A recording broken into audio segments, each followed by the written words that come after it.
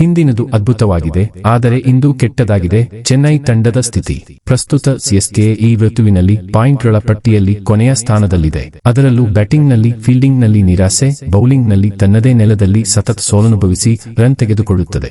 ಕಳೆದ ಶುಕ್ರವಾರ Kolkata night Riders ವಿರುದ್ಧದ ಇತ್ತೀಚಿನ ಪಂದ್ಯದಲ್ಲಿ 9 ವಿಕೆಟ್ ಕಳೆದುಕೊಂಡು 103 ರನ್ ಗಳಿಸಿತ್ತು. ಅವರದೇ ಮೈದಾನದಲ್ಲಿ ಚೆನ್ನೈ ಆಡುತ್ತಿರುವ ರೀತಿ ನೋಡಿ ಆ ತಂಡದ ಅಭಿಮಾನಿಗಳು ಸಿಟ್ಟಾದರು. ಈ ಪಂದ್ಯ ನೋಡಲು ಏಕೆ ಬಂದೆವು ಎಂದು ಭಾವುಕರಾದರು. ಅಲ್ಲದೆ ಈ ಪಂದ್ಯಕ್ಕೆ ಧೋನಿ ತಂಡದ ನಾಯಕತ್ವ ವಹಿಸಿಕೊಂಡರೂ ನಿರೀಕ್ಷಿತ ಮಟ್ಟದಲ್ಲಿ ಚೆನ್ನೈ ತಂಡವನ್ನು ಬದಲಿಸಲು ಸಾಧ್ಯವಾಗಲಿಲ್ಲ. ಅವರದೇ ನೆಲದಲ್ಲಿಯೂ 120 ರನ್ ಗಳಿಸಲು ಸಾಧ್ಯವಾಗಲಿಲ್ಲ. ಅಂತಿಮವಾಗಿ ಧೋನಿ ಕೂಡ ಕೇವಲ 1 ರನ್ ಗಳಿಸಿ ಸುನಿಲ್ ನರೇನ್ ಬೌಲಿಂಗ್ನಲ್ಲಿ ಏಟಾದರು.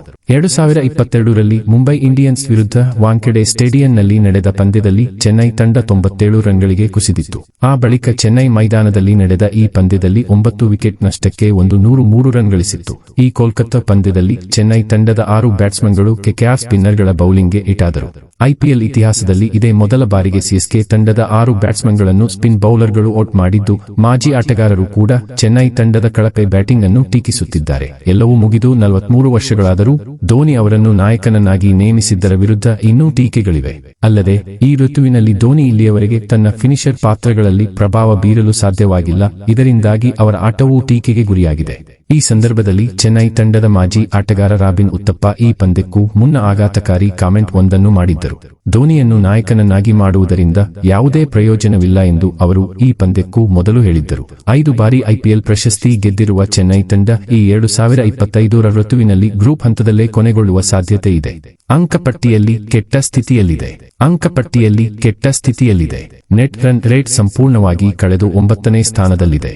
ಅದರಲ್ಲಿಯೂ ರಿತುರಾಜ್ ಗಾಯಕ್ವಾಡ್ ಉತ್ತಮ ಫಾರ್ಮ್ನಲ್ಲಿದ್ದಾರೆ. ಅವರನ್ನು ಪಕ್ಕಕ್ಕೆ ಇರಿಸಿ. ಧೋನಿ ನಾಯಕತ್ವದ ಚೆನ್ನೈ ತಂಡಕ್ಕೆ ಯಶಸ್ಸಿನ ಯಾವುದೇ ಗ್ಯಾರಂಟಿ ಇಲ್ಲ ಎಂದು ಉತ್ತಪ್ಪ ಈ ಹಿಂದೆ ಹೇಳಿದ್ದರು. ಧೋನಿ ನಾಯಕನಾಗುವುದರಿಂದ ಚೆನ್ನೈ ತಂಡದ ಪರಿಸ್ಥಿತಿಯಲ್ಲಿ ದೊಡ್ಡ ವ್ಯತ್ಯಾಸವಾಗುತ್ತದೆ ಎಂದು ನಾನು ಭಾವಿಸುವುದಿಲ್ಲ. ತಂಡದಲ್ಲಿ ಹಲವು ನ್ಯೂನತೆಗಳಿದ್ದು ಅವುಗಳನ್ನು ಪರಿಹರಿಸದಿದ್ದರೆ ಚೆನ್ನೈ ಗೆಲ್ಲುವುದು ಕಷ್ಟಕರವಾಗುತ್ತದೆ. ಕೋಲ್ಕತ್ತಾ ವಿರುದ್ಧದ ಪಂದ್ಯಕ್ಕೂ ಮುನ್ನ ರಾಬಿನ್ ಉತ್ತಪ್ಪ, ರಿತುರಾಜು ಅವರಂತಹ ಬಲಿಷ್ಠ ಬ್ಯಾಟ್ಸ್ಮನ್ ಅನ್ನು ಅವರು ಹೇಗೆ ಬದಲಾಯಿಸುತ್ತಾರೆಂದು ನನಗೆ ತಿಳಿದಿಲ್ಲ ಮತ್ತು ಧೋನಿ ತಂಡವನ್ನು ಮುನ್ನಡೆಸಿದರೂ ಅವರು ಗೆಲ್ಲುವುದಿಲ್ಲ ಎಂದು ಹೇಳಿದರು. ಅವರು ಹೇಳಿದಂತೆ ಎನ್ಎಸ್ ಧೋನಿ ನಾಯಕನಾಗಿ ಮರುಪ್ರವೇಶ ಮಾಡಿದ್ದು ರಿತುರಾಜ್ ನಾಯಕತ್ವಕ್ಕಿಂತ ಕೆಟ್ಟ ಸೋಲು.